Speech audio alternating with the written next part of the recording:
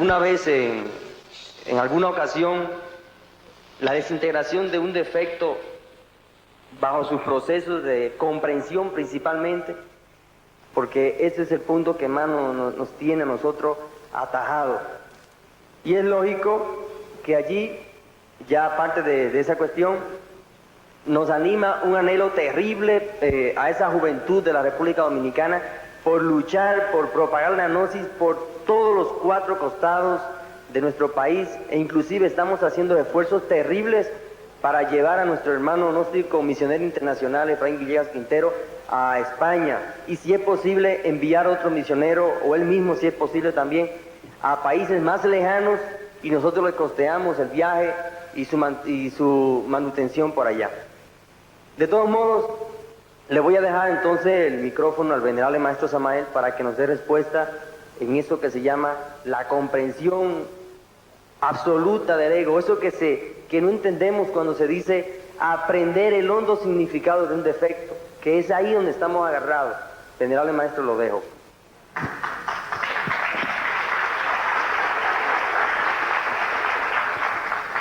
Bueno, hemos escuchado la palabra de nuestro hermano dominicano y francamente sí me ha sorprendido la pregunta tremendamente. Me ha sorprendido por el hecho mismo de que ya escribí 3 libros sobre lo mismo. El primero, pues el misterio del áureo florecer. El segundo, con una didáctica exacta sobre la disolución del ego, tratado de psicología revolucionaria. Y el tercero, el que acaba de salir, la gran rebelión. Así pues, que al escuchar esta pregunta, pues no pude menos de sorprenderme, ¿no? O es que tal vez los hermanos de la República de Puerto Rico no han conocido estas 3 obras. ¿Sí la han conocido? Venerable maestro, las obras las hemos estudiado e inclusive sé que muchos de nosotros estamos llevándolas a la práctica. Pero hay cuestiones, hay todavía unos hilitos, unos puntos que no logramos captar claramente. Ese es el gran problema, porque por ejemplo yo sé, hablando digo en nombre de todos, hemos trabajado en ciertos defectos, los estudiamos, mejor dicho, los captamos, tratamos de estudiarlos, tratamos de aprender el hondo significado, y luego los que somos casados le trabajamos con el arcano AZF, pero aún queda dentro de nosotros cierta inquietud, cierta, vamos a decir, cierta inseguridad de si estamos trabajando bien o mal esos defectos que ya más o menos hemos estudiado. Queremos que usted nos ilustre con un ejemplo específico, no importa cuál sea, de la desintegración de cualquier defecto. Claro, y ahora mismo voy a acabar de ilustrarlas. Hoy cité parte de una experiencia vívida, pero ahora quiero contestarla o narrarla en forma completa.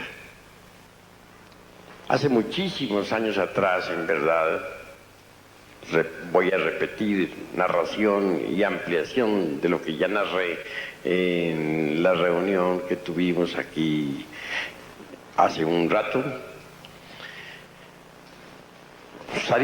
Fracasaba en todas las pruebas en relación con la castidad.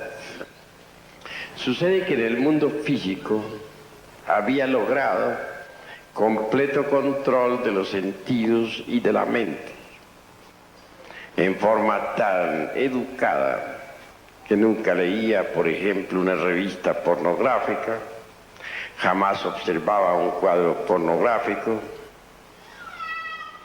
aprendía a mirar al sexo opuesto desde la cintura hacia arriba, sin detenerme jamás a observar la forma de las pantorrillas o cosas por el estilo que les encanta mirar a los varones tan detenidamente y para ser más franco, tan perversamente. Así que mis sentidos estaban absolutamente educados. Pues si ustedes observan la forma como manejo yo la vista, se darán cuenta que está educada. Naturalmente que en estas condiciones, pues la castidad era absoluta en cuanto al mundo físico se refiere.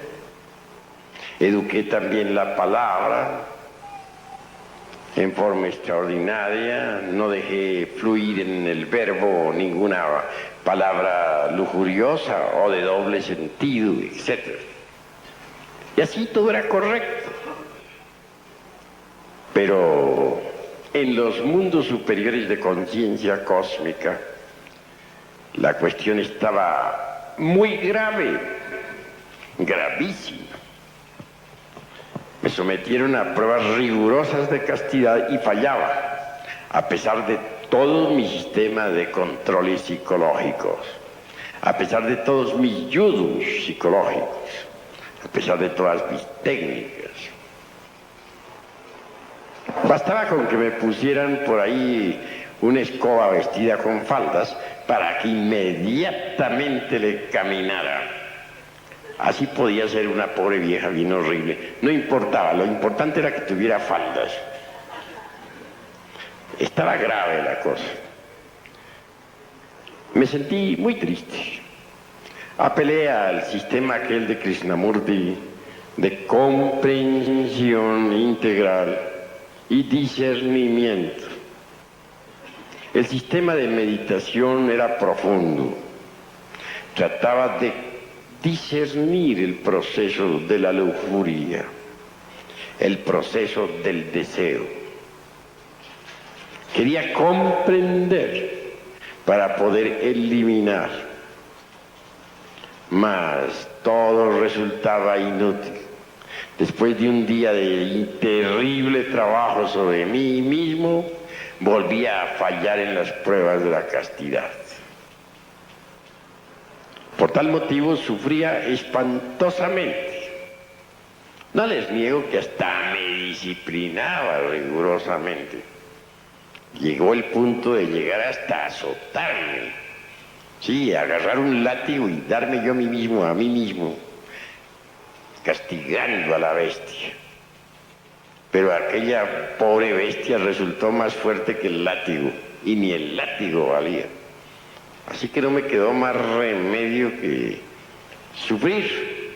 Bueno, un día de esos tantos, estaba acostado en el suelo en decúbito dorsal, con la cabeza hacia el norte, sumergido en profunda meditación, con la intención de poder discernir y comprender el proceso de la lujuria en todos los niveles de la mente. Un sistema completamente krishnamurtiano, mezclado con el sistema aquel terrible también de monasterio, de llegar hasta azotarme. Me volví flaco y horrible. No tenía relación sexual de ninguna especie. De manera que la abstención era absoluta. En tales condiciones era como para haber salido victorioso en todas las pruebas de castidad. Mas todo era inútil. Acostado, repito, como estaba en decúbito dorsal, con la cabeza hacia el norte, en profunda meditación, hubo de acaecerme algo insólito. Fue terrible aquello. La concentración se hizo demasiado profunda. Y entonces abandoné el cuerpo físico. Ya fuera de la forma densa, me vi en un elegante apartamento, no en un templo precisamente, ni en algún monasterio con viejos clérigos flacos y ascéticos. Nada de eso. En un elegante apartamento, adorando a una dama, abrazándola ardientemente, y 50.000 cosas por el estilo. Todo sucedió en segundos. Cuando regresé al cuerpo físico, me sentí totalmente defraudado y que me dispense el señor Krishnamurti, que tenga la bondad de dispensarme porque es un maestro. Yo no estoy en contra de ningún maestro, pero francamente me sentí defraudado con su sistema. No me dio resultado. Quedé en un estado de confusión, tal vez en el estado en que tú estás ahora en relación con la disolución del ego. Así quedé yo, ni para adelante ni para atrás. Total, cero. ¿Qué hacer? La cosa fue grave. No había qué hacer, sencillamente estaba defraudado. Todos los sistemas me habían fallado. Afortunadamente fui asistido. Al llegar al templo, encontré a un guardián de la esfinge. Allí estaba, ante la puerta. Me alegré mucho porque lo conozco, es un viejo amigo mío. Mirándome fijamente, dijo: de todos los hermanos, repito, de entre un grupo de hermanos que trabajaron en la novena esfera y que después de haber trabajado en la novena esfera se presentaron en este templo, tú eres el más adelantado. Pero ahora estáis estancados. Claro, semejantes palabras me llenaron de pavor. Yo luchando por progresar y me sale el guardián con esas. Válgame Dios y Santa María. Y todo por culpa de las pobres viejas.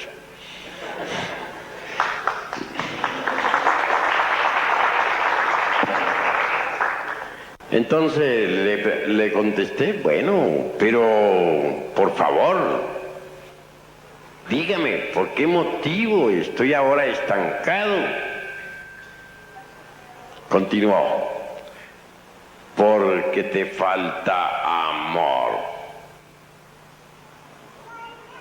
Mi sorpresa llegó ya al colmo.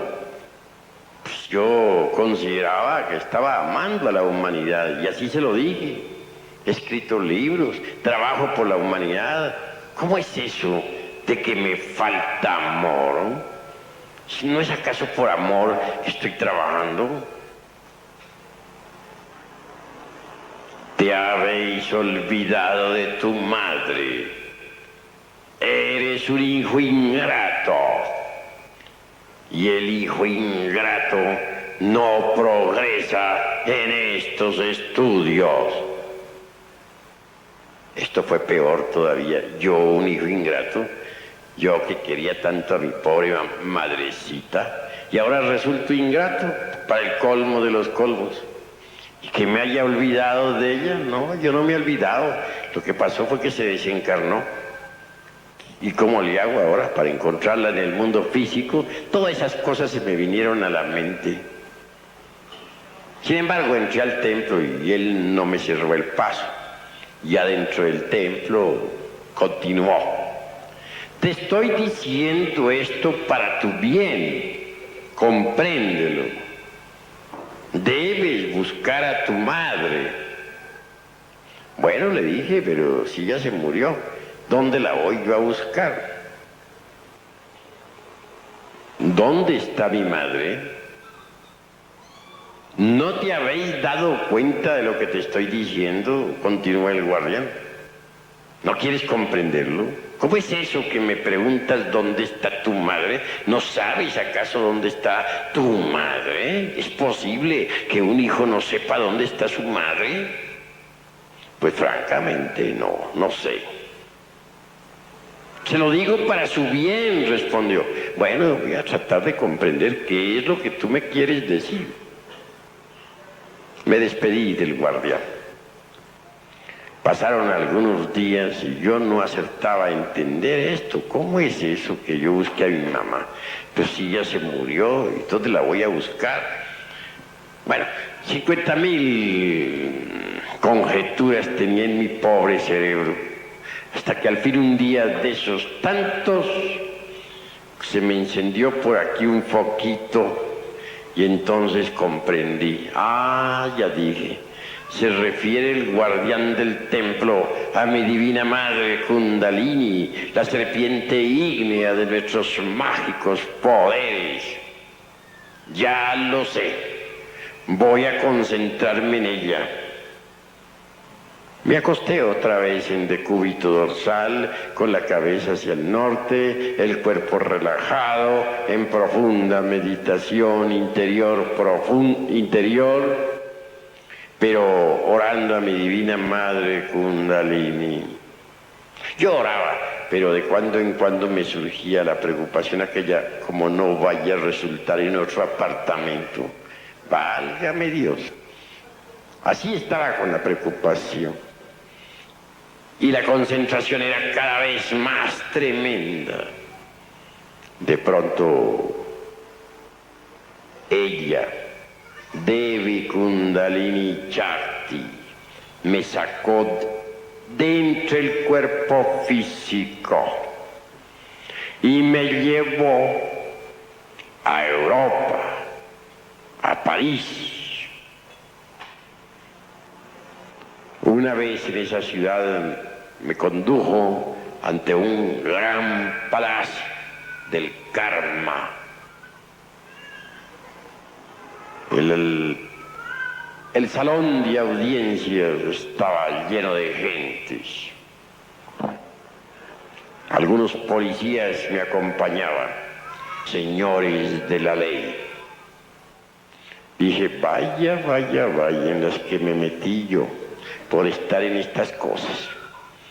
Y aquella policía avanzó conmigo por el centro del salón hasta la mesa donde estaban los jueces. Uno de ellos, el que estaba en el centro de la mesa, abrió un gran libro y me leyó algunas diabluras que yo había hecho en mis épocas de bodhisattva caído, por allá en la Edad Media, en las épocas en que la Inquisición católica quemaba viva a la gente en las hogueras. Ya no me acordaba de semejantes diabluras de don Juan Tenorio y sus secuaces.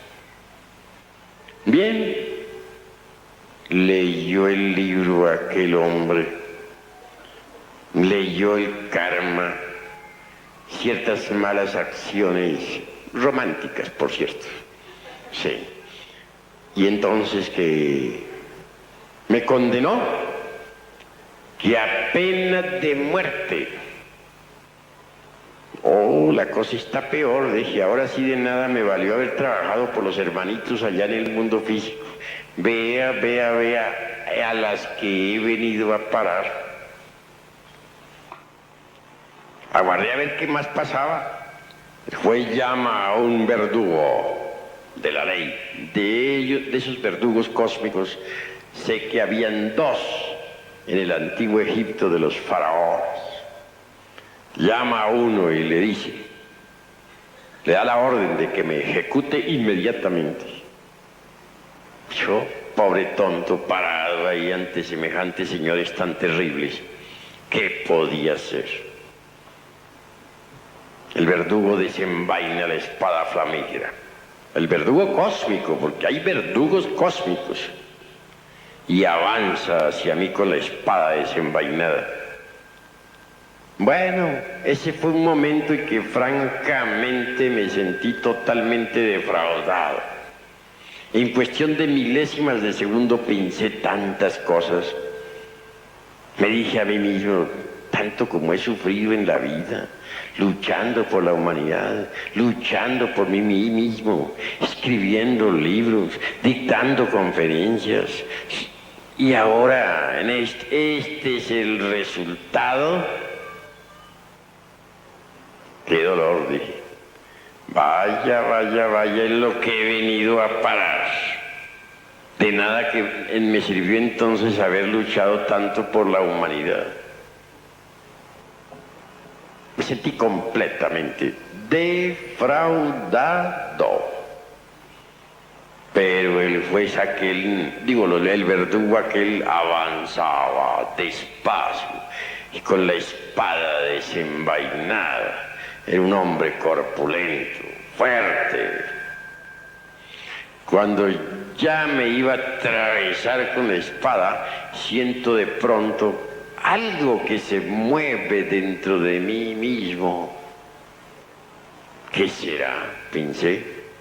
Y en ese momento vi que una criatura monstruosa salía de mí por las 33 puertas de la espina dorsal. La observé detalladamente. Era un yo, el yo de la lujuria, un agregado psíquico que yo mismo había creado por un error de tipo romántico y sexual por allá en la Edad Media. Y ahora me encontraba cara a cara con mi propia creación. El monstruo aquel tomó la forma de una bestia, de un caballo. Pero algo insólito acaece, sucede. El verdugo, en vez de seguir apuntando contra mí su espada, la dirige ahora hacia el caballo ese, hacia la bestia. Entonces vi con asombro cómo aquella bestia de cabeza se lanzaba al Tártarus, a los mundos infiernos. El guardián la había pasado al reino de Plutón, para que allí se desintegrara. Claro, quedé libre de semejante agregado psíquico infernal. Y cuando se me sometió a nuevas pruebas en materia de castidad, salía victorioso. Y seguí saliendo victorioso. Y nunca volví a fallar. Desde entonces logré la completa castidad. Bien. Como quiera que me dio resultado formidable el trabajo con la Divina Madre Kundalini, dije, este es el sistema para desintegrar los yoes. Y seguí trabajando entonces con la Divina Madre Kundalini sobre distintos yoes, es decir, sobre distintos agregados psíquicos.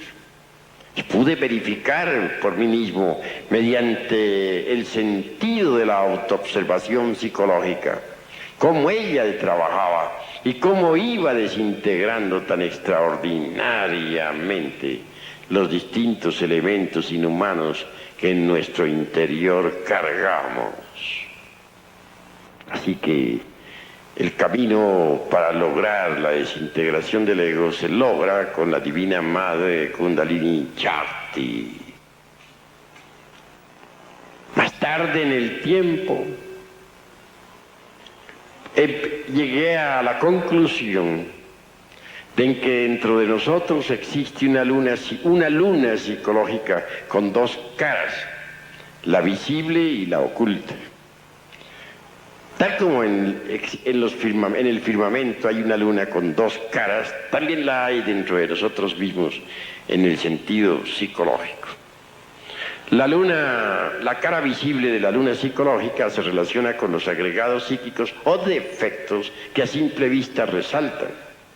Mas hay defectos psicológicos que no salen a la superficie y que uno mismo ignora y que están, dijéramos, colocados o ubicados en la parte oculta de la luna psicológica. Trabajando con la Madre Divina Kundalini, sin contacto sexual, conseguí desintegrar los defectos de la cara visible de la luna psicológica. Después tuve que encontrarme cara a cara con la iniciación de Judas, la pasión por el Señor. Al llegar a esas alturas, descubrí que hay defectos psicológicos, agregados psíquicos tan antiguos y tan imposibles de poder desintegrar, que se necesita apelar a la novena esfera, bajar a la fragua encendida de Vulcano. Así lo hice, bajé a la novena esfera a trabajar. Y logré, mediante la electricidad sexual trascendente, sabiamente dirigida por la Divina Madre Kundalini, desintegrar muchísimos agregados psíquicos que ignoraba, que los tenía pero que jamás creía que los tenía, que si alguien me hubiera dicho tú tienes tal defecto, pues francamente yo no se lo hubiera aceptado. Así que en verdad conocí todo eso. Como resultado de estos estudios, de estos trabajos, escribí la obra titulada El misterio del áureo Florceps. Después escribí Psicología revolucionaria, luego La gran rebelión. Todo lo que se necesita es observarnos a sí mismos de instante en instante. Las gentes aceptan fácilmente que tienen un cuerpo físico, porque pues lo pueden tocar, porque lo pueden ver físicamente. Mas son muchos los que no quieren entender que tienen una psicología particular, individual. Cuando uno acepta que tiene una psicología, de hecho comienza a autoobservarse. Cuando uno comienza a autoobservarse, incuestionablemente se convierte por tal motivo en una persona completamente diferente. Mediante la autoobservación psicológica, de instante en instante, de momento en momento, descubre uno sus propios defectos psicológicos. Estos afloran espontáneamente durante la interrelación. Y si estamos alertas y vigilantes como el vigía en época de guerra, entonces los vemos. Defecto descubierto debe ser comprendido íntegramente en todos los niveles de la mente. Uno comprende un defecto a través de la técnica de la meditación. Ahora, llegar a la honda significación de tal defecto no es cuestión de principiantes. Eso es para gentes que ya están trabajando con la parte oculta de la luna psicológica. Conténtense ustedes con comprenderlo. Y eso es todo. Ya comprendido, entonces pueden invocar a Devi. Así, un defecto que hubiera uno podido desintegrar en 6 meses o 1 año de trabajo, puede desintegrarlo en 1 mes o en 15 días o en 1 semana en la novena esfera. Allí hay que clamar a Devi Kundalini para que ella pulverice tal o cual error. Les estoy a ustedes hablando sobre la base de la experiencia psicológica. Yo sufrí mucho durante 30 años desintegrando, por ejemplo, los defectos psicológicos de la parte visible de la luna psicológica. Y mucho también sufrí trabajando con la parte oculta de la luna psicológica. Pero lo logré. En nombre de la verdad, no poseo ya los agregados psíquicos inhumanos. Ahora habla aquí ante ustedes el ser, y nada más que el ser.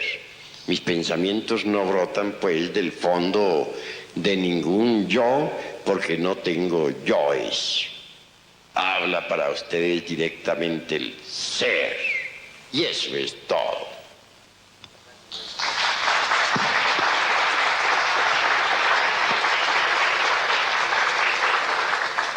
Que sigan las preguntas, pues, porque debemos responder a todos. Y me perdonan tanto el pues, porque resulta que aquí estamos en la tierra del pues, Guadalajara, Jalisco. Bueno. ¿Quién va a hablar? Quien vaya a preguntar, le rogamos que pregunte pues por el micrófono.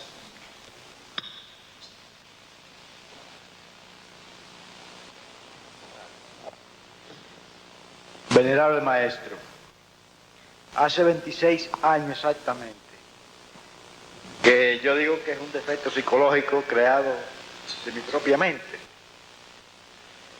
Se me presentan, usamos mosquiteros porque hay muchos mosquitos en Santo Domingo, y me cogen el cerebro. Y yo veo muchas arañas en el mosquitero, y pájaros, aves, pico largo, ¿verdad?, que van sobre mí, como a herirme. No se oye, hermano. Le rogamos arrime bien a sus labios el frío micrófono. Pues sí, que desde hace 26 años, exactamente desde el día 30 de mayo del año 1950, comenzó una crisis en mi mente. Cada vez que me acostaba, el cerebro me quedaba como con una pesadilla, pero yo podía ver en el mosquitero arañas peludas, ¿verdad?, y aves con pico largo que venían como a herirme. Hace 2 noches exactamente, ya eso se puso un poco mayor. Me sucedió la misma cosa aquí en el hotel y pude ver que salió un señor, trataba de echarme una cosa por ese oído. Yo estaba luchando con él, eso era en sueño. Pedí auxilio a un amigo que estaba en una cama próxima mía y vi a un señor que salió, un mono negro. ¿Podría usted explicarme a qué se debe eso desde tanto tiempo? Bueno, hermano, con el mayor gusto vamos a responder esta pregunta, aunque es de carácter individual, ¿no? Espero que las próximas preguntas se relacionen con las organizaciones y forma de la gnosis en los países de Estados Unidos, Puerto Rico y Santo Domingo. Pero como una excepción en este caso vamos a dar una respuesta. Esas arañas son agregados psíquicos que personifican al escepticismo, al materialismo. Nos indican con claridad de que en una pasada existencia fuiste muy escéptico, muy incrédulo. Y en esta misma existencia no has sido tan creyente que se diga. Como secuencia o corolario existen esas horribles arañas en tu mente, creadas por ti mismo. En cuanto a los pajarracos esos de tan mal agüero, son creaciones también de tu propia mente. Yo es del escepticismo, del materialismo. En la presente existencia que tienes, debes desintegrar esas arañas y esas aves del materialismo mental.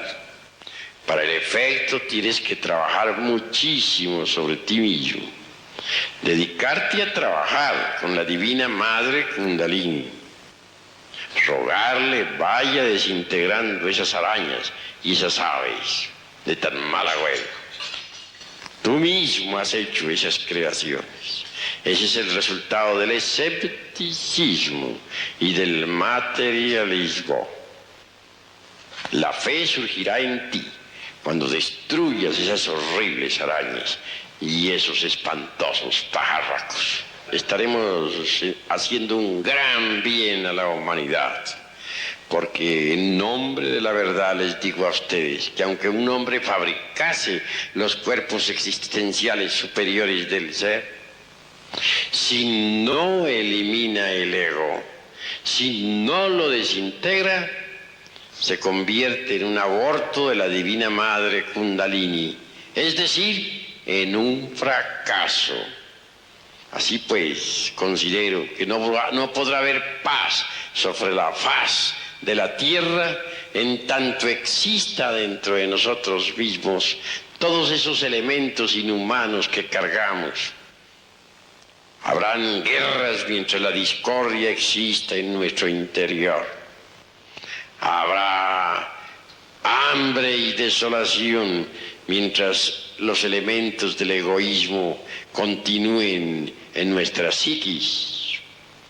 Habrá prostíbulos y fracasos de toda especie mientras la lujuria continúe internamente. Así pues, en nombre de la verdad hemos de decir que solo mediante la desintegración del ego es posible lograr la felicidad, la plenitud del ser. Por eso cuando escucho noticias como esta que nos acaba de dar nuestro hermano Jorge Vélez Restrepo, no puedo hacer menos que alegrarme internamente. Me alegro por toda la humanidad, porque la humanidad va a recibir esas enseñanzas.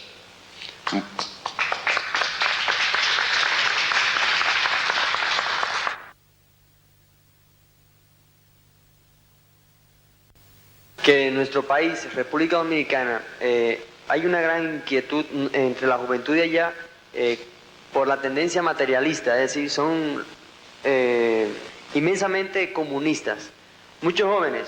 Entonces, ellos se han agrupado y se han manifestado en contra del movimiento gnóstico, han utilizado muchos medios de difusión para atacarnos, periódicos, volantes, inclusive han llegado a utilizar el verbo frente a los miembros gnósticos que ellos conocen. Pues bien, esa situación ha llevado a muchos miembros dirigentes de nuestro movimiento allá cierto temor, cierto resquemor contra los jóvenes comunistas, porque lamentablemente son violentos y no escatiman esfuerzo alguno en utilizar dicha violencia para hacerle daño físico a cualquier gnóstico. Pero, por otro lado, sabemos que tenemos un gobierno un poco duro, para no llegar muy lejitos. Entonces, hay un miedo entre los dirigentes, un temor, más bien para decir miedo, un temor oculto por ahí que está atajando la labor un poco. En el sentido siguiente, hay dos libros gnósticos que usted ha lanzado que son Transformación Social de la Humanidad y el libro La Plataforma del Partido Socialista Cristiano Latinoamericano, eso es. Dichos libros, hay partes donde se ataca duramente al sistema materialista, al sistema comunista. Entonces, por otro lado también hay partes donde se ataca duramente a esos gobiernos que viven abusando de los pueblos. En realidad, eso dicen los libros, no es mi opinión. Pero resulta que nuestros dirigentes están ordenados de vender esos libros a cualquier persona que así lo solicitare. E inclusive a los mismos miembros gnósticos hay un deber de venderle los libros, hacerle llegar sus libros a la mano de cada uno. Pero ciertos dirigentes de nuestro movimiento allá en la República Dominicana han rehusado vender los libros e inclusive a miembros de segunda cámara. Cuando nos enteramos de la problemática, llevamos a una reunión de Junta Sacerdotal Nacional, llevamos la cuestión para allí discutirla y ver qué se decidía. Habíamos varios hermanos que estábamos de acuerdo con que el libro se le vendiera a quien fuere, a quien sea, porque hay personas que la sabiduría le entra por el lado de la política.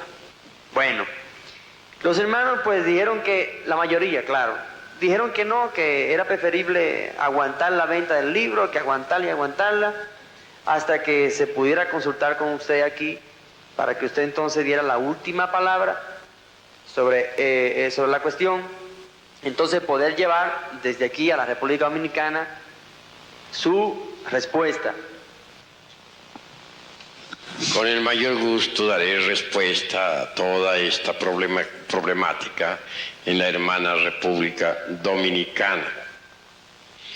Si se venden los libros, si no se venden los libros, De todas maneras, continuarán los ataques de los comunistas. Y si se venden, continuarán los ataques de los comunistas. Entonces, ¿por qué no venderlos? Obviamente, se hace necesario venderlos, porque así contrarrestamos el veneno comunistoide. Así le demostramos a los comunistas que sí nos preocupamos por el bienestar económico de los pueblos. Así se darán los señores comunistas cuenta de que nosotros no somos esos terribles burgueses como ellos lo creen. Ellos piensan que Samael Aún Weor es un hombre burgués que está defendiendo las clases capitalistas, etcétera, etcétera, etcétera. Mas piensan así porque no conocen el Cristo social, no han leído nunca Transformación Social de la Humanidad, no tienen en su poder la plataforma del Partido Socialista Cristiano Latinoamericano. Motivo este más que suficiente como para atacarnos, como para decir que nosotros somos burgueses, que estamos con las clases poderosas, etcétera, etcétera, etcétera. Necesitamos del antídoto de la medicina, y esta, en este caso, está contenida en nuestros libros sobre socialismo cristiano. Hay que tener valor. Tengo entendido que el temor de nada nos va a servir. Más vale que agarremos el toro por los cuernos y que pongamos de una vez las cartas sobre la mesa. ¿Qué nos podría pasar? Yo sé que si algún día, pues, el marxismo-leninismo nos invadiera, pues lo más que podría suceder era que nos llevarían al paredón de fusilamiento. ¿Y qué? Pues para morir nacimos.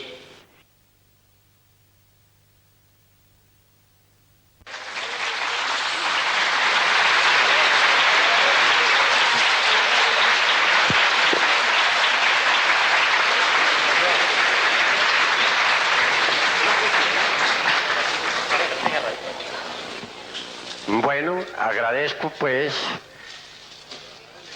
el cuadro este que maravillosamente han pintado aquí, ha pintado aquí, ¿quién?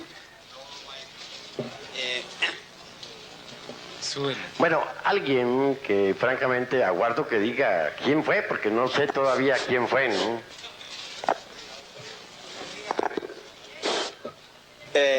Permítame, hermanos, decirle que este es un esfuerzo también del hermano Mario Muñoz, y él es personalmente quien conoce el artista que ha difugado esta obra maravillosa.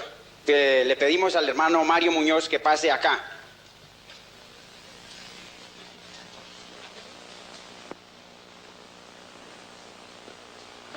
El artista que pintó este cuadro vive en la ciudad de Pereira y es un estudiante gnóstico de primera cámara en el Centro de Estudios Gnósticos Samael del barrio Mejía Robledo, en nuestra casa en Pereira. Con mucho amor trajimos el óleo y lo estamos ofreciendo al maestro Samael. Aquí en Guadalajara conseguimos el marco. Gracias. Un aplauso para el artista.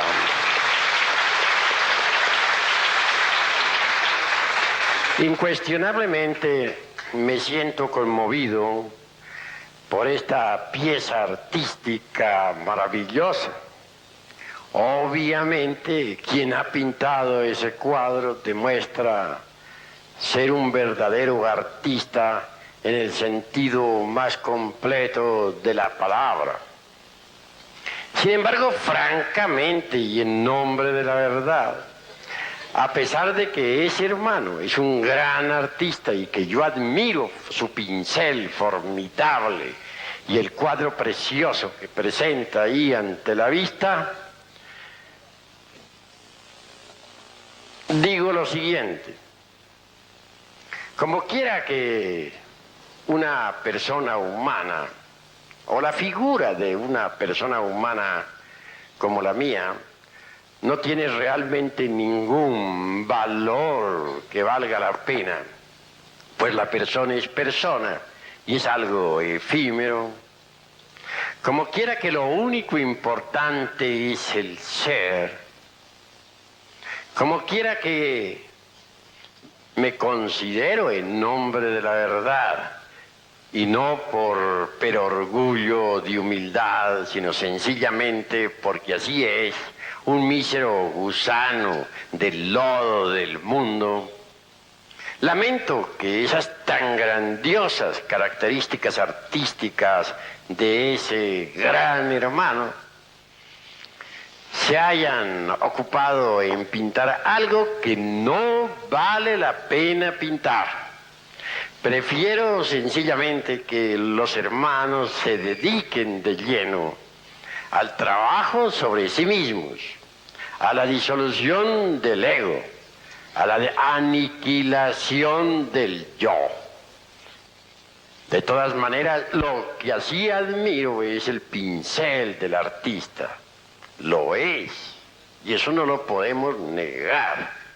Pero repito, es lástima que tan maravilloso pincel se haya dedicado a pintar mi triste figura. Eso es todo.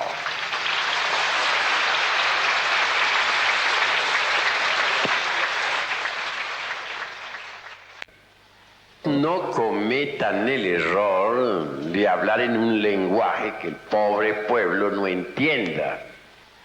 Si tienen ganas de hablar asuntos esotéricos elevados, que lo hagan en el círculo esotérico, que lo hagan en tercera cámara o en segunda, pero no ante el pueblo. Creo que el pueblo merece alguna consideración. Al pueblo se le debe hablar sin términos técnicos de ninguna especie, porque el pueblo no entiende tales términos. Se le debe hablar en un lenguaje muy simple, muy sencillo, al alcance de todos.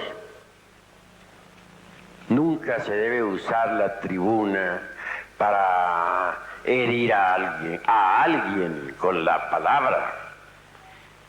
Jamás se debe tratar de ironizar o satirizar en alguna forma al auditorio, al pueblo, a los fieles. La palabra debe salir del corazón, no de los distintos agregados psíquicos que llevamos dentro. Con profundo dolor me doy cuenta que cuando alguien habla, la palabra sale desgraciadamente, no de las profundidades del ser, sino de entre el fondo de cualquier agregado psíquico inhumano. Si la palabra brotara exclusivamente de la esencia, no habría nada que objetar, sería pura, perfecta. Pero las gentes tienen los agregados psíquicos muy desarrollados. Así es que muchos sacerdotes gnósticos o directores de santuarios en general, cuando se dirigen a la Grey, lo hacen casi siempre con el propósito secreto de lanzar alguna ironía contra alguien, de humillar a alguien, de insultar a alguien, etc. Es decir, no nace la palabra de la esencia pura, no brota del ser, surge de entre cada botella, deviene de entre el fondo de algún yo, y por ello no es espontánea, no es pura, no produce un efecto creador. Por lo común, la palabra que los sacerdotes gnósticos pronuncian, tiene origen entre las entrañas de tal o cual agregado psíquico, ya sea este de envidia, ya sea de ira, ya sea de amor propio, ya sea de orgullo, de egoísmo, de autosuficiencia, de autoimportancia, de engreimiento, de ambición, etcétera. Mas nunca con dolor veo que surja la palabra espontánea, brotada de entre las entrañas del ser, y esto es lamentable. Cuando la palabra surge de entre las profundidades del ser, está llena de plenitud y de belleza interior. Mas cuando la palabra surge de entre las entrañas de tal o cual agregado psíquico, está condicionada por el mismo, no tiene elasticidad, no tiene ductibilidad, no goza de plenitud, no es íntegra y produce en el ambiente discordias, problemas de toda especie. Los devotos concurren al rito, concurren al lumicial para recibir un bálsamo de consuelo en su adolorido corazón. Mas si se le da a los devotos, en vez de miel, hiel, ¿qué alivio podrían tener? ¿Cómo haríamos para que progresara el movimiento gnóstico cristiano universal? Si proseguimos con esa conducta, esa tendencia que tienen unos y otros hermanos a reaccionar, me parece horripilante, absurda.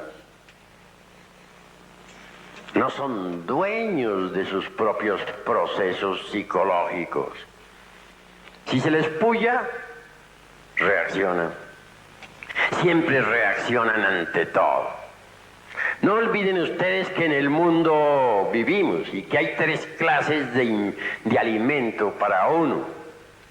El primer alimento, ya lo conocen ustedes, la comida. Es el menos importante, parece increíble, pero así es. Prueba de que es el menos importante es que uno puede vivir sin comer muchas veces hasta un mes.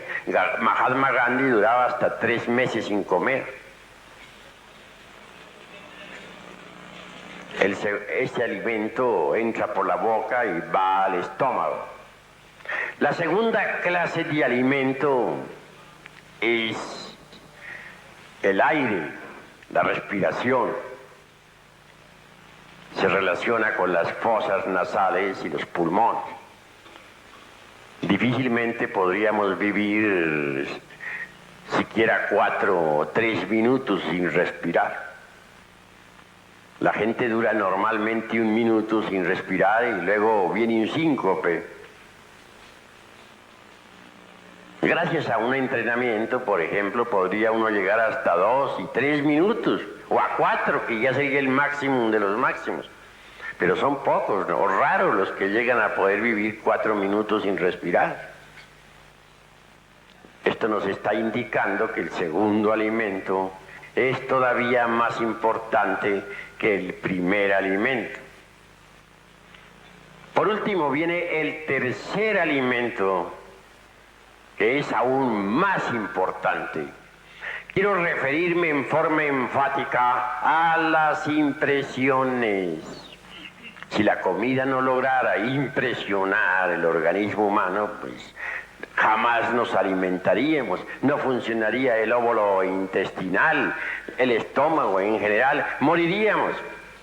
Si el aire no lograra impresionar los pulmones y la sangre, pues de nada serviría el aire. Así, mis queridos hermanos, este tercer alimento es más importante porque nadie podría existir, ni siquiera un solo segundo, sin el alimento de las impresiones. Ahora bien, todo alimento necesita pasar por una transformación. El alimento relacionado con el estómago, o sea, la alimentación, necesita pasar por una transformación. Esta transformación es factible gracias al sistema digestivo.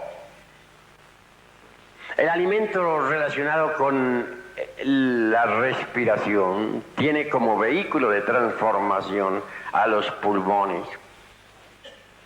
Pero para el tercer tipo de alimento no hay un órgano especial. No hay estómago ni hay pulmones que valgan. Hay que crear ese tercer órgano. Todo lo que nos llega a la mente viene en forma de impresiones.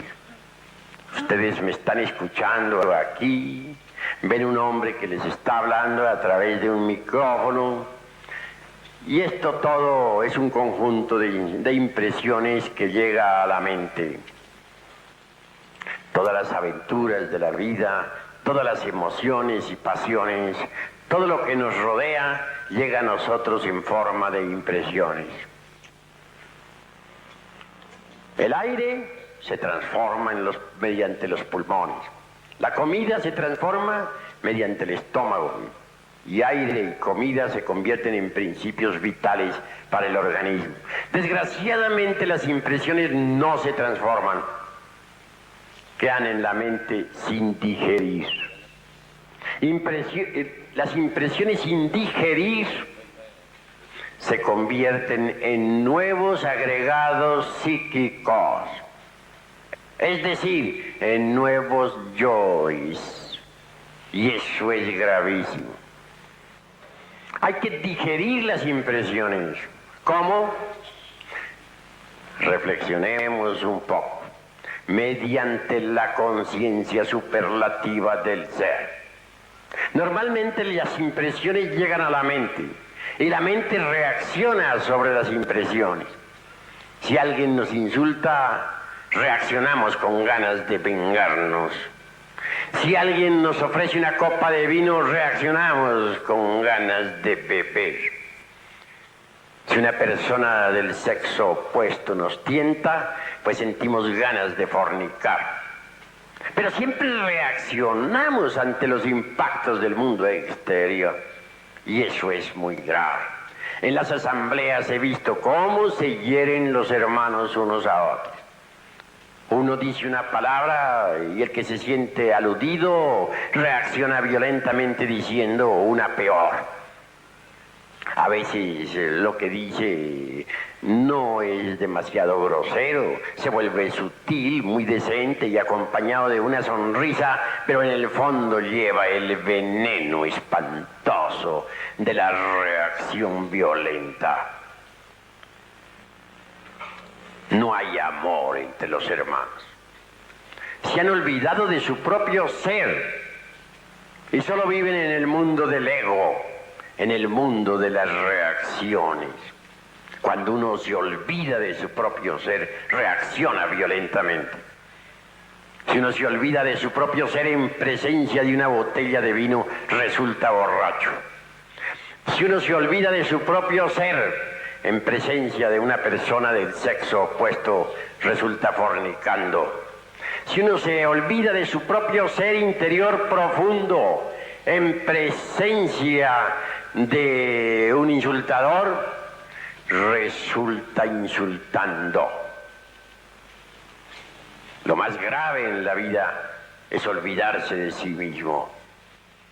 Así que es necesario transformar las impresiones, y eso solamente es posible interponiendo entre las diversas vibraciones del mundo exterior y la mente, la propia conciencia. Cuando uno interpone entre las impresiones y la mente eso que se llama conciencia, es obvio que las impresiones se transforman en fuerzas y poderes de orden superior. Normalmente las impresiones están constituidas por un hidrógeno muy pesado, el hidrógeno 48. Cuando uno interpone entre las impresiones y la mente la conciencia, el hidrógeno 48 se transforma en 24, que sirve para el alimento del cuerpo astral. A su vez, el excedente del 24 se transforma en hidrógeno 12, que sirve para el alimento del cuerpo mental. Y por último, el hidrógeno 12, el excedente, repito, se transforma en hidrógeno 6, que sirve para el alimento del cuerpo causal. Pero si uno no transforma las impresiones, estas se convierten en nuevos agregados psíquicos, en nuevos yoes. Así que debemos transformar las impresiones mediante la conciencia. Es muy fácil interponer la conciencia entre la mente y las impresiones, entre las impresiones y la mente. Para recibir las impresiones con la conciencia y no con la mente, solo se necesita no olvidarnos de sí mismos en un instante dado. Si alguien en cualquier momento nos está hiriendo con la palabra, no debemos olvidarnos de nuestro propio ser. No debemos permitir que la mente reaccione. No debemos permitir que intervenga el mí mismo, el amor propio, el orgullo, el engreimiento, etc. En estos instantes solo el ser debe estar en nosotros. Debemos estar concentrados en el ser para que sea el ser, la conciencia superlativa del ser, la que reciba las impresiones y las digiera correctamente. Así se evitan esas horripilantes reacciones que todos unos y otros tienen ante los impactos procedentes del mundo exterior. Así se transforman completamente las impresiones y transformadas esas impresiones en fuerzas superiores nos desarrollan maravillosamente. Amigos, repito, que los sacerdotes no vuelvan a cometer el error de reaccionar violentamente contra el prójimo, que los directores, que los misioneros cancelen de una vez esa horripilante tendencia que tienen a reaccionar. Si alguien dice algo, que lo diga, pero ¿por qué tiene que reaccionar su vecino? Cada cual es libre de decir lo que quiera. En cuanto a mí atañe, afirmo lo que tengo que afirmar. Y si alguien me refuta, si dice lo contrario en una plática dada sobre algún problema que tenemos, me limito a guardar silencio. Ya dije y eso es todo.